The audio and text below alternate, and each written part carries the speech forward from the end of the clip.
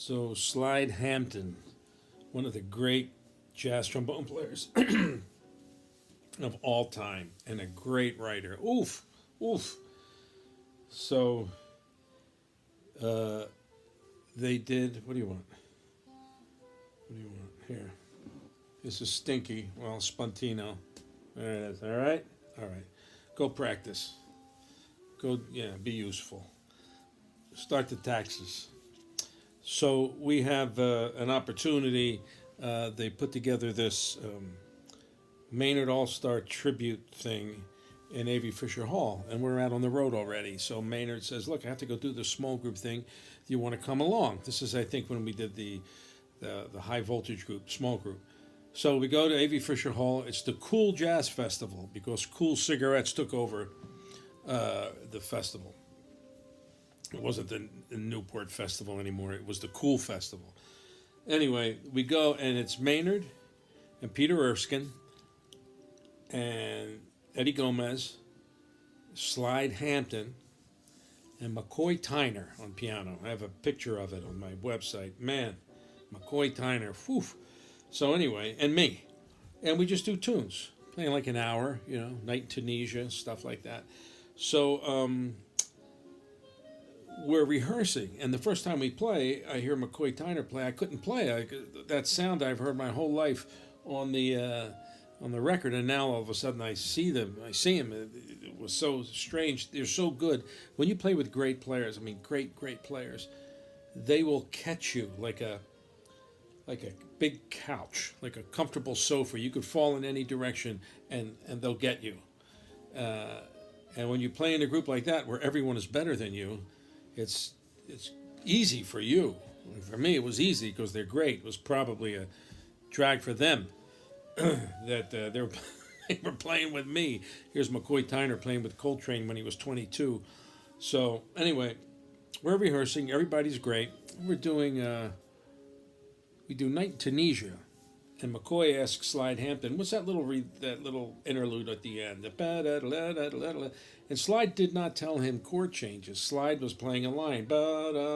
Slide would play these guidelines, and McCoy figured it out. That's how he heard things. So I went up to Slide because Slide wrote this great record of the world of trombones, and he wrote this piece called Lester Leaps In.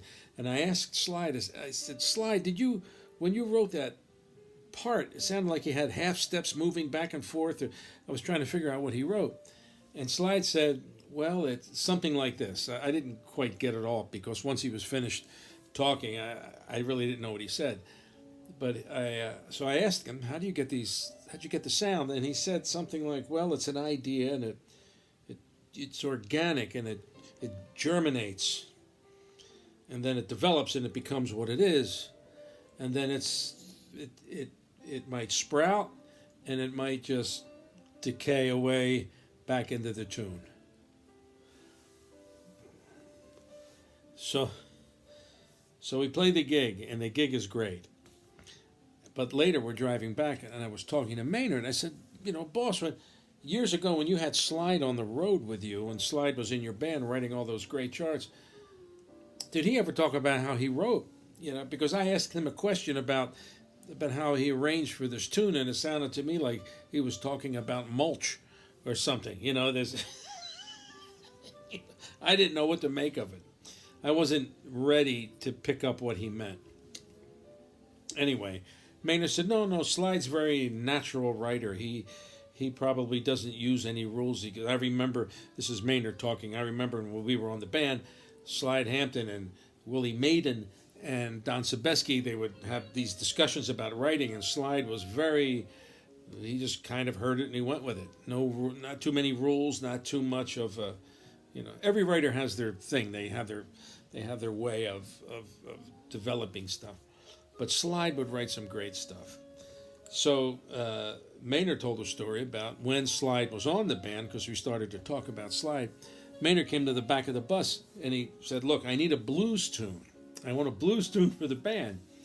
And in one night, Slide wrote this tune called "Frame for the Blues." Get on YouTube, type in Maynard Ferguson, "Frame for the Blues," and you get the version from Live at Newport. It is one of the most beautiful big band charts ever written, and anyone who writes wishes they wrote that. I mean, that's such a great chart. So anyway, Slide wrote it in one night, and the story is he did it without a score. He did it without a score, which is tricky. So if you don't know what a score is, here. This is what a score looks like. This is what a score looks like. And what it does is it shows you all the instruments that are in the band. This is what you stand in front of and you conduct. These are all people. Boom, boom, boom, boom. This is what? There's maybe a sax, trumpet, trombone, trumpet. And so when you have a score, you can see what everybody has. It's like an aerial view shot of everything. Then what you have to do is usually you write on this. This is how you develop. It's like a storyboard. You can write everything, you can see it. And then once you write it, then this guy here, this is a person. This is a person. This is a person.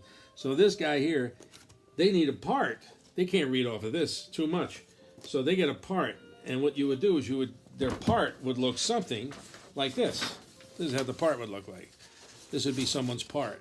So you don't have all the different parts. You just have one part. So every one of these people here, every one of these players are all different instruments. They all need their own part. Okay, so the story goes with this tune, Frame for the Blues, that Slide never wrote a score. Slide just wrote the parts. And I wasn't sure how that worked. And I talked to my friend John LaBarber, great writer, smart, great funny. Anyway, I would always call him for writing questions. John, what's this? How's that work? What's this? And I asked him about that, and he was telling me that sometimes they would lay the parts on a bed in a hotel room in score order, so you can almost like sit at the bottom of the bed, and it almost looks like a score if you kind of do it right.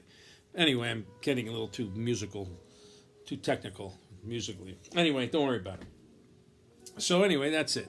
Slide sounds great. Tons of great music. Slide's arrangement. All these great things he wrote.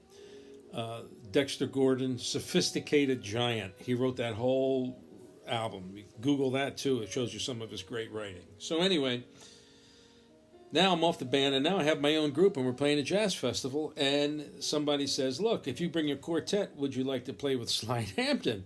Have him come in, and you and Slide can play, And I was like, "Yeah, man, are you kidding?" So Slide comes down, and we talk over some tunes, and Slide was very cool. Slide would get a song that you would always play, and then he would give it a different slant. So we did Girl from Ipanema, and he did it as a real fast samba. Real fast. It changed the whole tune. We did Bluesette. Bluesette is in 3. He did it as a medium shuffle. And it just changed the whole thing. So these tunes that you would always play, he would call, but he had different treatments on them, and it really made them unique. So he was always kind of thinking outside the box, and let's bring it this way and bring it that way. And it was a lot of fun. Oh, man, he was just great. And anyway, so I asked him, I said, "Slide, when I was with Maynard, he was telling me about when you were with Maynard, when you were with him, that you wrote Frame for the Blues in one night without a score." I said, "Is that true?" And Slide said, yeah, because I don't do that too much anymore. I used to do that when I was younger, but I don't do that too much. And I never asked him why, because the next thing he said screwed me up. So he said, "No, I don't really, I don't do that anymore. I did that when I was young." But he said, who was great with that? Who could sit and write out just a part? Was Thad Jones. He goes, Thad Jones was like crazy genius type mind. He was able to, come here. He said Thad could write a chart, and 10 years later you could be on the bus, and you could be on the bus with him. He'll just be sitting there, and you can give him a piece of blank music paper and manuscript paper and a pencil and say, "Can you write the third trombone out for me for the song Tiptoe that you wrote like 10 years ago?" And Thad could write the part out without the score, without that first thing I said, "Really?" And he goes, "Oh yeah, Thad was scary like that." And I thought, wow, no kidding. Oof. You know.